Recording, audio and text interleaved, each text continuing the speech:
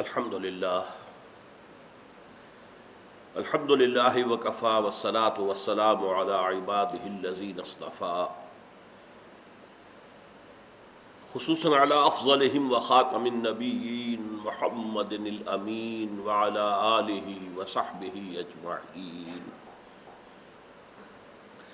اما بعد فقد قال اللہ تبارک وتعالی کما ورد فی سورۃ الجمعہ: اعوذ باللہ من الشیطان الرجیم بسم اللہ الرحمن الرحیم. یسبح للہ ما فی السماوات وما فی الارض الملک القدوس العزیز الحکیم. هو الذی بعث فی الامیین رسولا منہم یتلو علیہم آیاتہ ویزکیہم ویعلمہم الکتاب والحکمہ وَإِن كَانُوا مِن قَبْلُ لَفِي ضَلَالٍ مُّبِينٍ وَآخَرِينَ مِنْهُمْ لَمَّا يَلْحَقُوا بِهِمْ وَهُوَ الْعَزِيزُ الْحَكِيمُ. ذَلِكَ فَضْلُ اللَّهِ يُؤْتِيهِ مَن يَشَاءُ وَاللَّهُ ذُو الْفَضْلِ الْعَظِيمِ. صدق اللہ العظیم. رب اشرح لي صدری ويسر لي أمری واحلل عقدۃ من لسانی یفقہوا قولی.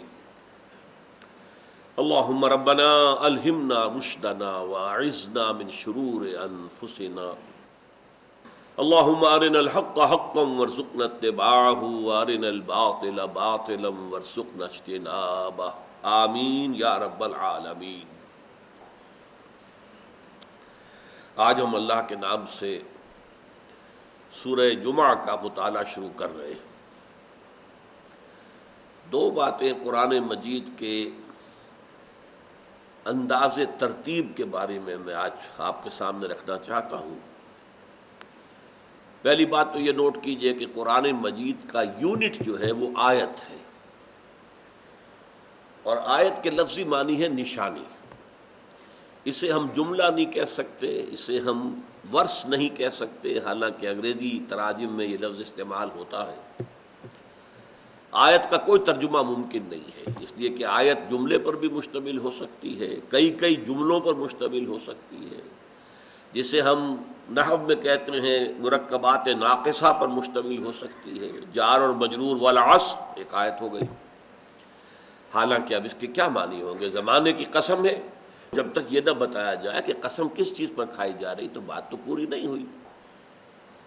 جملہ مکمل ہوگا والعصر ان الانسان لفی خسر. اب جا کر دو آیتوں پر مشتمل ہو کر پھر جملہ مکمل ہوا. آیت کہتے ہیں نشانی کو، گویا کہ ہر آیت جو ہے وہ اللہ تعالیٰ کے علم و حکمت کی ایک بہت دمکتی ہوئی نشانی ہے، چمکتی ہوئی دمکتی ہوئی نشانی ہے. اب ان آیتوں کو سورتوں کی شکل میں مرتب کیا گیا. آیتیں بھی چھوٹی بھی ہیں بڑی بھی ہیں، سورتیں بھی چھوٹی بھی ہیں بڑی بھی ہیں. کم سے کم 3 آیتوں پر مشتمل سورتیں ہیں، اور وہ 3 ہی ہیں: سورۃ العصر، سورۃ النصر اور سورۃ الکوثر. 3 آیتیں، 3 سے کم پر کوئی سورت مشتمل نہیں. تو سورتیں چھوٹی بھی ہیں، اور 286 آیات پر مشتمل سورہ بقرہ بھی ہے، تقریباً 2.5 پاروں پر مشتمل. سور کہتے ہیں فصیل کو، اور فصیل کے اندر شہر ہوا کرتے تھے. پھر شہر کے اندر ظاہر بات ہے پلاننگ ہوتی تھی، مارکیٹ پلیس کہاں ہے، مسجد یا مندر کہاں ہے، کوئی دفاتر کہاں ہوں گے، یہ سارا کا معاملہ پلاننگ جو ہے شہر کی وہ قدیم زمانے سے چلی آئی ہے. وہ آپ کو موہنجو داڑو میں بھی نظر آئے گی اور ہڑپا میں بھی نظر آئے گی، اور آج بڑے شہروں میں بھی. اب وہ فصیلوں کا رواج نہیں رہا، پہلے فصیل ہوتی تھی.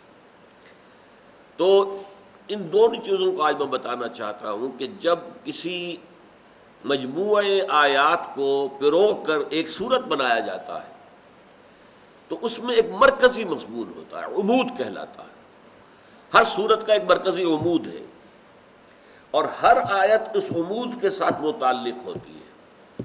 جیسے ہار ہے، اس میں موتی ہے پروئے ہوئے، ہر موتی اپنی جگہ پر حسن کا مرقع ہے، بہت خوبصورت ہے. ہیرے ہیں، ہر ہیرا اپنی جگہ پر حسین و جمیل ہے. لیکن جب انہیں ہار میں پرویا جاتا ہے، ایک ربط پیدا کیا جاتا ہے، ایک توازن پیدا کیا جاتا ہے، اس ترتیب سے وہ حسن دوبالا ہو جاتا ہے. اس اعتبار سے جب صورتوں میں وہ آیت آئی تو پہلے تو دیکھنا ہوگا آیت کیا کہہ رہی ہے، اور پھر دیکھنا ہوگا کہ اس کا سیاق اور سباق اس صورت میں کیا ہے، اور صورت کے مرکزی مضمون یا عبود کے ساتھ اس کا کیا تعلق ہے۔ دوسری بات یہ نوٹ کیجئے کہ قرآن مجید کی اکثر و بیشتر صورتیں جو ہے وہ جوڑوں کی شکل میں ہیں۔ یہ کچھ ایسا قانون ہے، وَكُلَّ شَيْءٍ خَلَقْنَاهُ زَوْجَيْنِ، یہ قرآن مجید میں آیا ہے، ہم نے ہر شے کو زوجین کی شکل میں پیدا کیا ہے۔ تو اس اعتبار سے قرآن مجید کی صورتیں بھی جو ہے وہ جوڑوں کی شکل میں ہیں۔ سورہ بقرہ، سورہ آل عمران جوڑوں کی شکل میں ہے، سورہ نساء، سورہ مائدہ جوڑا ہے، آخری جوڑا بہت ہی نمایاں ہے، قُلْ أَعُوذُ بِرَبِّ الْفَلَقِ قُلْ أَعُوذُ بِرَبِّ النَّاسِ، ایک ہی مضمون کو دو حصوں میں تقسیم کیا گیا۔ یہ جو جوڑے میں دو صورتیں جمع ہوتی ہیں، ان کی یا تو نسبت ہوتی ہے ریسیپروکل، کہ ایک میں جو بات آئی ہے اس کے بالکل برعکس بات آ رہی ہے دوسری کے اندر، یا جسے ہم کہتے ہیں کہ تصویر کا ایک رخ ادھر آیا ہے، تصویر کا ایک رخ ادھر آیا ہے، یا اسے کہیں گے کمپلیمنٹری، کہ کسی ایک مضمون کو اس دو صورتوں نے مکمل کیا ہے۔ اس اعتبار سے جوڑے کے درمیان بھی ایک نسبت تلاش کرنا، یہ بھی تدبر قرآن کا ایک اہم موضوع ہے کہ اس جوڑے کے اندر کیا چیز ہے کہ جو ان دونوں کو جوڑا بنائے ہوئے ہیں۔ آپ کو معلوم ہے کہ جوڑا حیوانات میں جوڑے ہیں، انسانوں میں ہیں، مرد اور عورت ہیں، اور ظاہر بات ہے کہ وہ جو بقائے نسل کا تعلق ہے وہ جوڑوں سے وابستہ ہے۔ صرف نر سے اولاد نہیں چل سکتی اور صرف مادہ سے نہیں چل سکتی۔ اس اعتبار سے دونوں ایک مقصد کو پورا کر رہے ہیں، لیکن دونوں کے جسمانی اعضاء میں فرق ہے، دونوں کی نفسیات جدا ہے، دونوں کے جو ہے احساسات جدا ہیں، بڑے مختلف ایک دوسرے سے، لیکن دونوں مل کر در حقیقت ایک مقصد کی تکمیل کر رہے ہیں۔ بس صرف اس حد تک باتیں میں آج کہنا چاہتا تھا، ورنہ یہ ترتیب جو ہے قرآن مجید کی یہ اپنی جگہ پہ ایک مستقل موضوع ہے۔ پہلے تو میں بہت مرتبہ اسے دہراتا رہا ہوں، اب اس سلسلہ درس میں اس کا موقع نہیں آیا تھا۔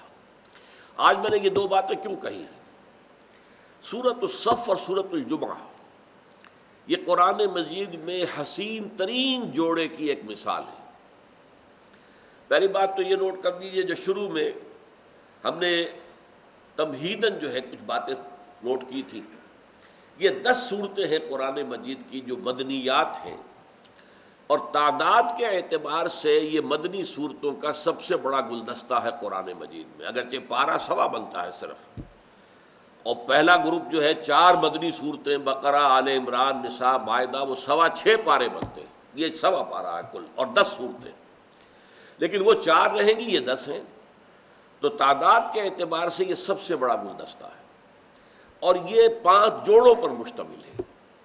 اور یہاں خاص طور پر نوٹ کیجئے کہ ہر جوڑے کا ایک فرد سبح یسبح یہاں سے شروع ہوتا ہے۔ تسبیح المسبحات کی میں نے ایک مجموعی طور پر اس کا تعارف آپ سے کرایا تھا۔ دوسرا جوڑا بغیر اس کے شروع ہو جاتا ہے۔ سورہ حدید سبح للہ ما فی السماوات والارض۔ سورہ مجادلہ قد سمع اللہ قول التی تجادلک فی زوجها وتشتکی الی اللہ، کوئی تمہید نہیں، کوئی حروف مقطعات نہیں، کوئی تسبیح و تحمید نہیں، کچھ نہیں۔ سورۃ الحشر سبح للہ ما فی السماوات وما فی الارض۔ سورۃ الممتحنہ تو یہاں پر کوئی نہ تسبیح کا ذکر ہے، نہ کوئی حروف مقطعات ہیں، نہ کوئی اور تمہید ہے، لیکن یہ جوڑا جو ہے یہ اس میں مرکزی بھی ہے۔ 10 میں آپ سوچئے 4 صورتیں وہ ہو گئی، 4 بعد میں آئیں گی، سورہ منافقون، سورہ تغابن، سورہ طلاق اور سورہ تحریم، 4 ادھر 4 ادھر، تو 10 میں مرکزی جوڑا یہ ہے سورۃ الصف اور سورۃ الجمعہ، اور ان دونوں کا معاملہ یہ ہے کہ یہ دونوں مسبحات ہیں۔ سبح للہ ما فی السماوات وما فی الارض وہو العزیز الحکیم، یہاں سورہ صف شروع ہوئی تھی۔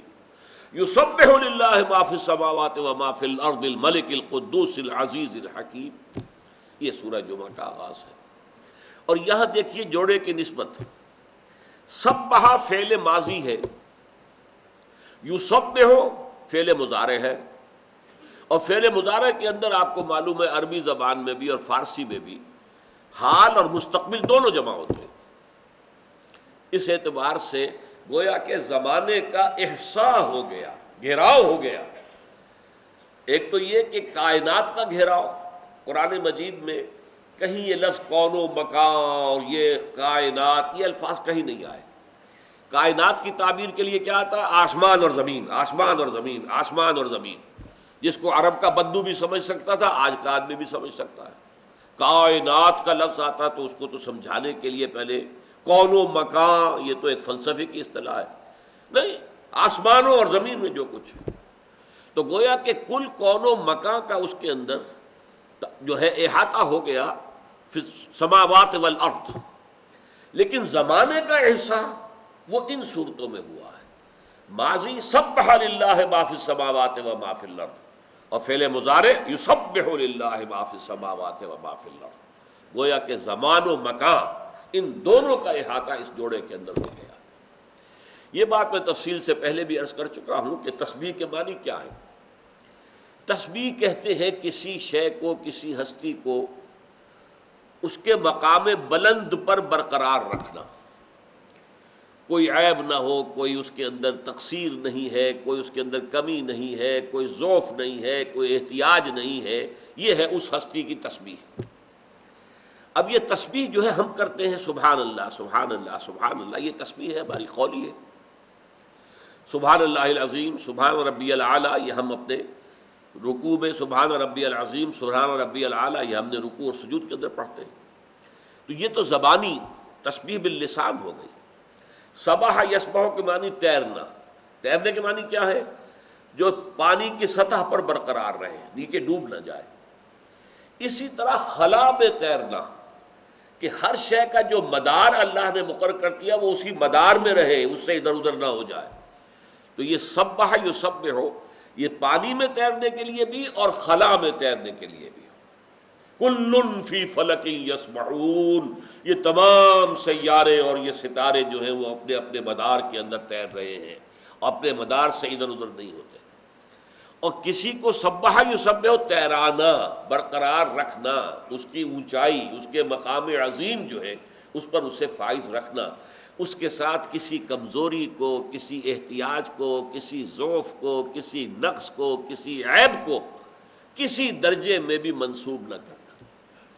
اب آسمانوں اور زمین کی ہر شے کیسے تسبیح کر رہی ہے؟ یہ تسبیح حالی ہے۔ جیسے ہم کہتے ہیں مصور کی تصویر دیکھ کر بھائی بڑا باکمال مصور ہے، حالانکہ آپ نے دیکھی تو تصویر ہے۔ تصویر زبان حال سے اپنے مصور کے کمال فن کی گواہی دے رہی ہے۔ گویا کہ یہ پوری کائنات اپنے شانے، اپنے خالق، اپنے مالک، اپنے مصور، یہ الفاظ آپ کو معلوم ہے، هو اللہ الخالق البارئ المصور، وہ مصور بھی تو ہے۔ یہ نقشہ کشی کس نے کی ہے؟ وہ جو اصغر گونڈوی کہتے ہیں کہ یہ ردائے لالا و گل، پردہ ماہ و انجم، جہاں جہاں وہ چھپے ہیں عجیب عالم ہے۔ یہ در حقیقت خالق چھپا ہوا ہے مخلوقات کے پردے کے اندر۔ مخلوقات کو دیکھو اور خالق کو پہچانو۔ یہ کائنات جو ہے اس کا ذرہ ذرہ، سیاروں سے لے کر ذرات تک، یہ گواہی دے رہا ہے اپنی زبان حال سے کہ میرا خالق، اس کی قدرت مطلق ہے، اومنی پوٹنٹ، علی کل شیء قدیر، اومنیشینٹ، بکل شیء علیم، ہر چیز کا جاننے والا، اومنی پریزنٹ، ہر جگہ موجود، ہوا معکم اینما کنتم۔ اور اس کے نہ علم میں کمی ہے، نہ اس کی حکمت میں کمی ہے، نہ اس کے اختیار میں کوئی کمی ہے، نہ اس کی قوت میں کوئی کمی ہے۔ ہر اعتبار سے، ہر عیب سے، ہر نقص سے، ہر ضعف سے، ہر احتیاج سے پاک ہے، اعلیٰ ہے، عرفہ ہے، منزہ ہے۔ یہ ہے تسبیح۔ اور اس سے آگے بڑھ کر یہ کہ ہو سکتا ہے اللہ نے ہر شے کو کوئی زبان بھی دی ہو۔ قرآن مجید سے یہ تو معلوم ہوتا ہے کہ پہاڑ بھی اللہ کی تسبیح کرتے تھے، حضرت داؤد کے آواز میں آواز ملا کر۔ ویسے تو پہاڑ ہر جگہ تسبیح کر ہی رہے ہیں، خاص کیا بات تھی کہ حضرت داؤد کے ذکر میں ان کا خاص طور پر جو ہے تذکرہ کیا گیا۔ پرندے تسبیح کرتے تھے ان کی آواز میں آواز ملا کر۔ تو ہر شے کی اپنی ایک زبان ہے۔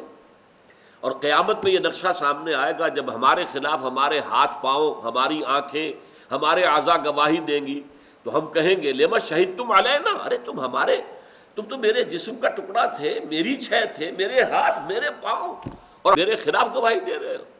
تو وہ کیا کہیں گے انطقنا اللہ الذی انطق کل شیء، آج ہمیں بھی اس اللہ نے زبان دے دی ہے جس نے ہر شے کو زبان دی، انطق کل شیء، ہر شے کو زبان دی۔ تو گویا کہ ہر شے کی کوئی زبان بھی ہو سکتی ہے، اس لیے کہ سورہ بنی اسرائیل میں فرمایا وَإِن مِّن شَيْءٍ إِلَّا يُسَبِّحُ بِحَمْدِهِ وَلَٰكِن لَّا تَفْقَهُونَ تَسْبِيحَهُمْ، کوئی شے نہیں ہے جو اللہ کی تسبیح و تحمید نہ کر رہی ہو، لیکن تم ان کی تسبیح کو سمجھ نہیں سکتے۔ اچھا، تسبیح حالی ہماری سمجھ میں آ رہی ہے کہ کائنات کا ذرہ ذرہ اللہ کی تسبیح کر رہا ہے اپنے وجود سے، وہ اپنے وجود سے، زبان حال سے، تو زبان حال سے جو تسبیح ہو تو سمجھ میں آ گئی۔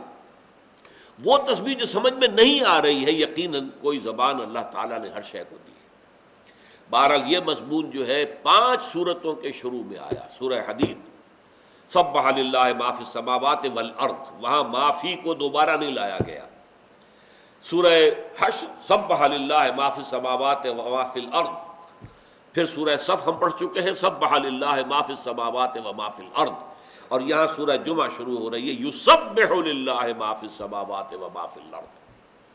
اب اس آیت کا جو اگلا حصہ ہے وہ اللہ تعالیٰ کے 4 اسماء پر مشتمل ہے، الملک القدوس العزیز الحکیم، وہ جو بادشاہ ہے، وہ جو ہر شے سے پاک ہے، وہ جو زبردست ہے، صاحب اختیار مطلق ہے، اور وہ کہ جس کی حکمت کمال کی ہے، کمال حکمت سے متصف ہے۔ یہ عام جو قرآن کا اسلوب ہے اس سے ہٹ کر یہ بات آج ہم نوٹ کر رہے ہیں۔ عام طور پر قرآن مجید کی آیات جو ہے، بارہا آپ نے نوٹ کیا ہوگا، وہ 2 اسماء یا 2 صفات پر ختم ہوتی ہے۔ وَهُوَ الْعَزِيزُ الْحَكِيمُ، جیسے کہ سورہ صف میں ہم نے پڑھا سبح للہ ما فی السماوات وما فی الارض وَهُوَ الْعَزِيزُ الْحَكِيمُ وَهُوَ الْعَلِيمُ الْخَبِيرُ۔ مختلف جو ہے 2 جوڑے آئیں گے اکثر و بیشتر آپ کو، یہاں جو ہے 4 اسماء اللہ تعالیٰ کے جمع ہو رہے ہیں۔ اچھا، اسی سلسلے سور میں، سورتوں کے اسی سلسلے میں، اسی گلدستے میں سورہ حدید میں بھی ایک آیت موجود ہے جس میں 4 اسماء ہیں، هو الاول والآخر والظاہر والباطن۔ اور اسی سلسلے سور میں جو سب سے بڑا گلدستہ ہے اللہ تعالیٰ کے ناموں کا، وہ سورہ حشر کے آخر میں آیا ہے۔ 3 آیات میں 17 اسماء ہیں اللہ تعالیٰ کے جو آئے ہیں، اور ان میں سے ایک آیت میں 8 اسماء، الملک القدوس السلام المومن المہیمن العزیز الجبار المتکبر، 8 اسماء تسلسل کے ساتھ۔ لیکن جو بات نوٹ کرنے کی ہے وہ یہ ہے کہ سوائے اس سورہ حدید کی آیت کے، وہ تو جب ہم سورہ حدید پڑھیں گے تو پھر میں اس کی تفصیل بیان کروں گا، اور کہیں قرآن مجید میں اللہ کے اسماء اور صفات کے درمیان حرف عطف نہیں آیا۔ یہ نہیں کہا گیا هو السمیع البصیر، هو السمیع والبصیر، نہیں، واو نہیں ہے بیچ میں۔ الملک والقدوس والعزیز والحکیم، نہیں، واو نہیں، الملک القدوس العزیز الحکیم۔ وہاں پر جو میں نے 8 آپ کو گنوائے ہیں وہاں بھی وہی حرف عطف نہیں ہے، صرف ایک قرآن میں مجید میں، پورے قرآن میں ایک مقام ہے، وہ سورہ حدید کی وہ آیت ہے هو الاول والآخر والظاہر والباطن۔ اس کی وجہ کیا ہے؟ قرآن مجید جو تصور دیتا ہے صفات الہی کا، اس میں یہ بات نوٹ کرنے کی ہے کہ یہ جملہ صفات اللہ تعالیٰ کی ذات میں بیک وقت موجود ہے، حالانکہ بعض صفات متضاد ہیں، اور رافع اٹھانے والا، لیکن اس کے ساتھ ہی نیچے گرانے والا الخافض، 2 مختلف ہیں، متضاد صفات ہیں۔ لیکن یہ کہ قرآن مجید بتاتا ہے کہ یہ صفات علیحدہ علیحدہ نہیں ہے، یہ صفات ذات کے اندر، ذات موصوف جو ہے اللہ تعالیٰ کی، اس میں بیک وقت موجود ہے۔ حالانکہ حرف عطف اگر آئے گا تو اس کے اندر مغایرت آ جاتی، میں اور وہ، تو میں اور ہوں وہ اور ہے، من و تو، میں من اور ہوں تم اور ہو۔ واو آئے گا، حرف عطف آئے گا تو ظاہر بات ہے ایک شے دوسرے کی غیر ہوگی۔ اللہ تعالیٰ کے جملہ صفات جو ہے وہ بیک وقت اس کی ذات میں موجود ہے، سوائے 2 صفات کے، الاول الآخر، یہ بیک وقت نہیں ہو سکتے۔ کسی شے کا آغاز، کسی شے کا اختتام، یا تو پھر اس شے کی نفی ہو جائے گی، وہ شے ہے ہی نہیں۔ اگر ایک ہی شے اس کا آغاز بھی ہے اختتام بھی ہے تو وہ شے ہے ہی نہیں۔ اگر وہ شے ہے تو اس کا آغاز کچھ اور ہوگا، اختتام کچھ اور ہوگا۔ یہی وجہ ہے کہ سورہ حدید کی آیت جو ہے، چونکہ الاول اور الآخر کے اس کے اسماء آئے ہیں تو وہاں پر حرف عطف ہے، باقی کہیں حرف عطف نہیں۔ اب ان چار اسماء پر غور کیجئے۔ الملک، بادشاہ، ان صورتوں میں یہ بات نوٹ کیجئے، اللہ تعالیٰ کے اس اسم گرامی کو بہت نمایاں طریقے پر لایا گیا ہے۔ اللہ تعالیٰ کے اسماء اور بھی بہت اعلیٰ ہے، الرحمن، الرحیم، بہت ہمارے لیے بڑے محبوب نام ہیں۔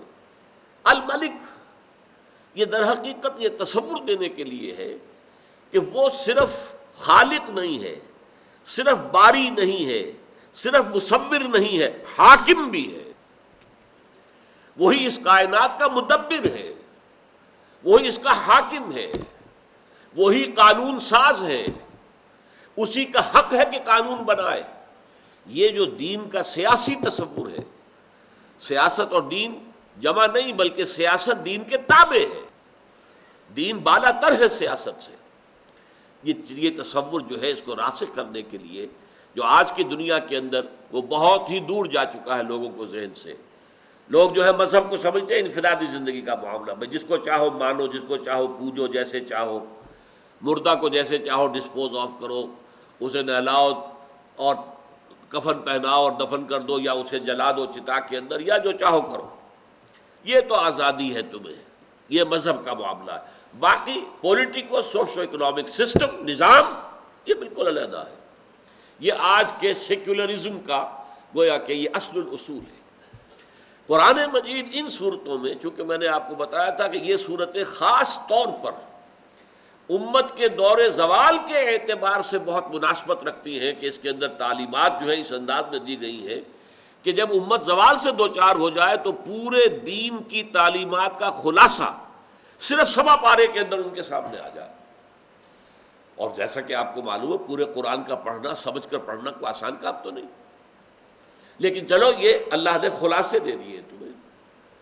ایمان کا خلاصہ سورہ تغابن ہم پڑھ چکے ہیں، عائلی زندگی کے اصولوں کا خلاصہ سورہ تحریم ہم پڑھ چکے ہیں۔ اب یہ دو صورتیں جو ہے در حقیقت ان میں جوڑے کی ایک بات تو یہ آئی کہ یہ ماضی اور یہ مضارع دونوں نے مل کر زمانے کا احاطہ کر لیا، اور معنوی انداز میں یہ سمجھیے کہ حضور کا مقصد بعثت مرکزی مضمون ہے سورہ صف کا، هو الذی ارسل رسولہ بالہدی ودین الحق لیظہرہ علی الدین کلہ۔ اس پر ہم بڑی تفصیل سے گفتگو کر چکے ہیں۔ لیکن اس دین کو غالب کرنے کے لیے آپ کو معلوم ہے لوگ چاہیے، انسان چاہیے، مجاہد چاہیے۔ وہ لوگ جب تک نہ میسر ہوں، آوان و انصار، اگر ساتھی نہ ہو، دست و بازو نہ ہو تو کیسے ہو جائے گا؟ اگر حضرت نوح علیہ السلام کو ساتھی نہیں ملے تو ظاہر بات ہے اگلا قدم وہ نہیں اٹھا سکے، کوئی جہاد اور قتال کی منزل آئی نہیں، دعوت دعوت دعوت ہوتی رہی۔ اسی طریقے سے تمام انبیاء کا معاملہ ہے۔ حضور کو آوان و انصار مل گئے، لیکن یہ بڑا بہت اہم مسئلہ ہے کہ سوچا جائے وہ آوان و انصار کس طور سے میسر آئے، طریقہ کون سا تھا ان کو تلاش کرنے کا، ان کو ڈھونڈنے کا، ان کو اپنے اس تنظیمی ڈھانچے میں شریک کرنے کا، پھر ان کی تربیت کا کون سا پروسیس تھا؟ یہ پروسیس ہے کہ جو سورہ جمعہ کا مرکزی مضمون ہے، هو الذی بعث فی الامیین رسولا منہم یتلو علیہم آیاتہ ویزکیہم ویعلمہم الکتاب والحکمہ۔ تو گویا کہ مقصد بعثت محمدی سورہ صف، اور اس کے لیے مردان کار کی تلاش و تربیت یہ سورہ جمعہ۔ اب گویا کہ بات مکمل ہو گئی، ان دونوں نے مل کر جو ہے تکمیل کی کمپلیمنٹری صورتیں ہیں کہ مقصد بعثت محمدی سورہ صف، اس کے لیے جہاد کی پکار، آؤ کون ہے جو جہاد کے لیے تیار ہے؟ یا ایھا الذین آمنوا هل ادلکم علی تجارۃ تنجیکم من عذاب الیم، اور تؤمنون باللہ ورسولہ وتجاہدون فی سبیل اللہ باموالکم وانفسکم۔ یہ لوگ کہاں سے آئیں گے، کیسے آئیں گے، یا حضور کے پاس کیسے آئے، کیسے آپ نے انہیں تلاش کیا؟ آپ کو معلوم ہے جب حضور نے بات شروع کی تو اکیلے تھے، تنہا تھے پورے عرب کے اندر. پہلے دن ہم کہتے ہیں 4 افراد ایمان لے آئے، ابو بکر رضی اللہ تعالی عنہ، حضرت علی رضی اللہ تعالی عنہ، حضرت خدیجہ رضی اللہ تعالی عنہا، اور حضرت آپ کے غلام جو ہے زید ابن حارثہ. 4 ہو گئے. 1 جمع 4 5. 10 برس کے بعد بھی بمشکل 125. لیکن یہ 125 بھی کیسے میسر آئے، کس طریقے سے ان کی تربیت کی گئی؟ تو یہ ہے سورہ جمعہ کا مضمون. بہرحال پہلی آیت کا جو آخری حصہ میں نے بتایا 4 اسماء، ان میں اہم ترین الملک. سورہ حدید کے اندر 2 مرتبہ فرمایا لہو ملک السماوات والارض، لہو ملک السماوات والارض، آسمانوں اور زمین کی بادشاہی اسی کی ہے. الملک، اسی سے وہ 8 جو اسماء ہیں، الملک القدوس السلام المومن المہیمن العزیز الجبار المتکبر، اس میں بھی پہلا الملک ہے، وہ بادشاہ ہے. جو ہمارے ہاں اللہ کا شکر ہے یہ. اور میں اصل میں لیاقت علی خان کو پہلے سمجھتا تھا کہ وہ شہید قرارداد مقاصد ہیں. انہیں کیوں شہید کیا گیا؟ قرارداد مقاصد پاس کی، اسلامی دستور کے لیے بنیاد جو ہے وہ رکھ دی لیاقت علی خان. چاہے اس کے لیے کوشش کی، مولانا مودودی نے مطالبہ اٹھایا، لوگوں نے ساتھ دیا، مولانا شبیر احمد عثمانی نے پارلیمنٹ میں دستور اسمبلی میں اس کے لیے زور لگایا، لیکن ظاہر بات ہے کہ وہ جو بھی پاور میں تھا وہ تو لیاقت علی خان تھا، اس کی مرضی کے بغیر تو پاس نہیں ہو سکتی تھی. پھر ابھی حال ہی میں جو امپیکٹ کا رسالے کا شمارہ آیا ہے اس میں میں پڑھ کر حیران رہ گیا ہوں کہ جب لیاقت علی خان گئے امریکہ تو وہاں پر پوری جو لابی ہے اسرائیل کی وہ ان کے گرد ہو گئی.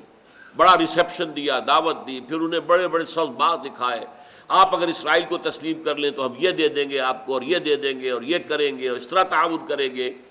میں حیران ہوا ہوں پڑھ کر، اور میں سمجھتا ہوں کہ شاید وہی چیز ان کی جو ہے شہادت کا اصل سبب بنی.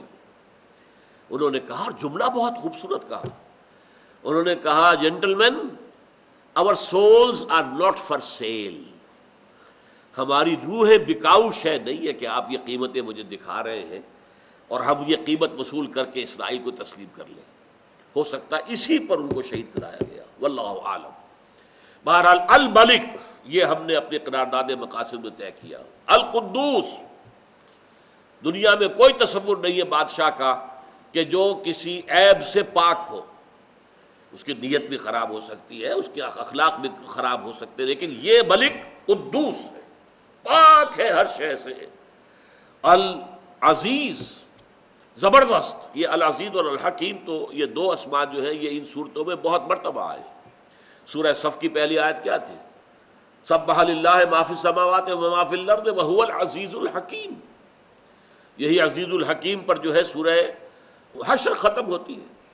تو اس طریقے سے عزیز اور حکیم. العزیز جس کا اختیار مطلق ہو. آپ کو معلوم ہے کہ پولیٹیکل سائنس کا یہ ایکسیم ہے، اصول ہے، authority tends to corrupt and absolute authority corrupts absolutely. یہی وجہ ہے کہ دستور بنائے جاتے ہیں تو جہاں اختیار کا ارتکاز ہو وہاں چیکس اینڈ بیلنسز کا انتظام کیا جاتا ہے. یہ اختیار و اقتدار غلط بھی تو استعمال ہو سکتا ہے نا، تو there should be some checks and balances. لیکن وہ العزیز ہے، اس پر کوئی چیک اور بیلنس نہیں ہے، کوئی ہستی نہیں ہے. فعال لما یرید ہے، جو کر چاہتا ہے کر گزرتا ہے. کسی سے پوچھنے کی حاجت نہیں ہے، کسی سے اس کو سینکشن نہیں لینی ہے، کسی اسمبلی سے اس کو جو ہے اس کے حق میں ووٹ پاس نہیں کرانا ہے. آپ کو معلوم ہے سورہ مومن میں فرعون کا نقشہ کھینچا گیا ہے کہ اس نے کہا کہ اب مجھے اپنے درباریوں کے سامنے رکھی پروپوزل، ذرنی اقتل موسیٰ، مجھے اجازت دو کہ میں موسیٰ کو قتل کر دوں. اب فرعون خدائی کا دعوے دار، لیکن اسے نظر آ گیا تھا کہ موسیٰ کی دعوت سے معلوم ہوتا ہے کہ ہمارے اندر ان روڈز بن گئے ہیں، ہمارے سرداروں میں سے کچھ لوگ اس کے سمپیتھائزرز ہیں اور اس کے ساتھ ہمدردی رکھتے ہیں. لہٰذا اس نے باقاعدہ اسمبلی میں قرارداد پیش کی، ذرنی اقتل موسیٰ. اس وقت پھر ایک مومن جو تھے آل فرعون میں سے وہ کھڑے ہو گئے. ان کی تقریر جو ہے قرآن مجید میں کسی نبی اور رسول کی تقریر بھی اتنی مفصل نقل نہیں ہوئی ہے جتنی اس مومن آل فرعون کی. لہذا بے بس ہو گیا فرعون، وہ اس فیصلے کے اوپر عمل نہیں کر سکا، حالانکہ خدائی کا دعوے دار. اور آپ کو معلوم ہے کہ ملوکیت جو ہے اس میں تو بادشاہ کے پاس اختیار مطلق ویسے ہی ہوتا ہے. لیکن اللہ پر کوئی چیکس اینڈ بیلنسز نہیں ہے، کسی کی منظوری کا وہ محتاج نہیں ہے معاذ اللہ۔ ہاں ایک شے ہے، الحکیم بھی ہے، جہاں اس کا اختیار مطلق ہے اس کی حکمت کامل ہے، اس کا اختیار مطلق حکمت کاملہ کے ساتھ استعمال ہوتا ہے۔ یہ اگر کہنا چاہیں آپ تو یہ انٹرنل چیک اینڈ بیلنس ہے۔ اللہ تعالیٰ کے اختیار مطلق کو اگر کوئی شے بیلنس کرتی ہے تو اس کی حکمت کاملہ ہے، وہ جو بھی فیصلہ کرتا ہے حکمت کاملہ کے تحت کرتا ہے۔ اس اعتبار سے یہ 4 اسماء جو اس سورہ مبارکہ کی پہلی آیت میں آئے ہیں بہت اہم ہیں۔ یسبح للہ ما فی السماوات وما فی الارض الملک القدوس العزیز الحکیم۔ بارک اللہ لی ولکم فی القرآن العظیم ونفعنی وإیاکم بالآیات والذکر الحکیم۔